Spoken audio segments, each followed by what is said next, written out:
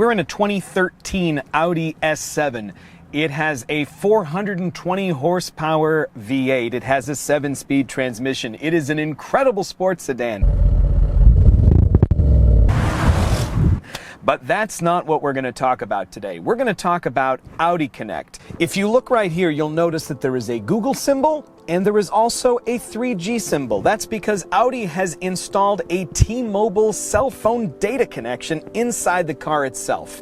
Now, you might be thinking to yourself, why do I need that? I have my own phone.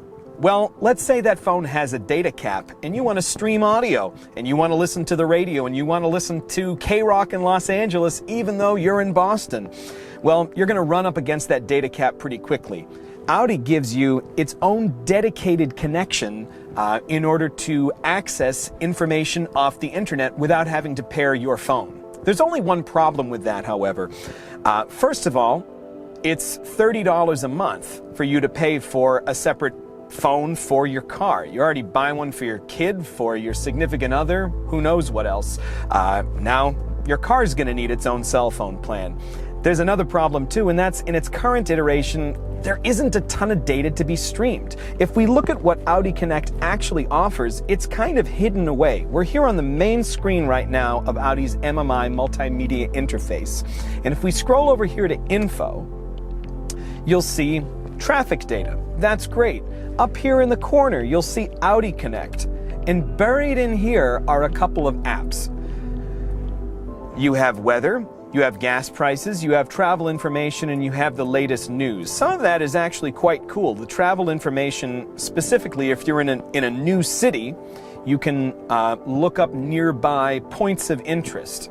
And in history-rich Boston, Massachusetts, everywhere we are on every street corner has historical significance. So we have 100 yards, 200 yards. We can look at these historic houses, the statues, a bike path, a historic library. And that's kind of interesting, especially if you're a bit of a history buff. And this is information that's being pulled off of Wikipedia. But it's not particularly data intensive. What would be very helpful is if in future iterations of Audi Connect, they put this on a home screen somewhere so you know that you have it. I can imagine someone who's paying attention and buying this car for its 420 horsepower, not even bothering to delve into some of these menus. And even if they were, you're paying $30 a month to get Wikipedia access on this screen. It's a cool screen. It hides itself away.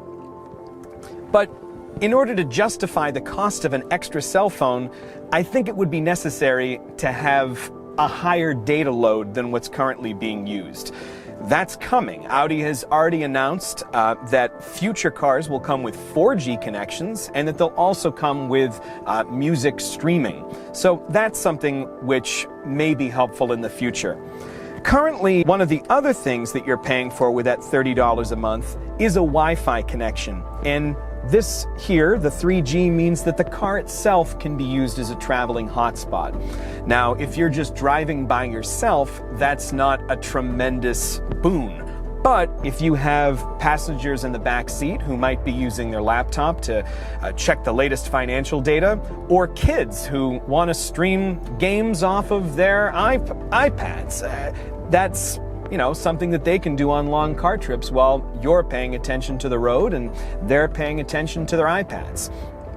So you're paying for a hotspot, you're paying for something which you might also be able to get off of your phone. However, if Audi in the future begins to integrate more data into this, it will be a more worthwhile system.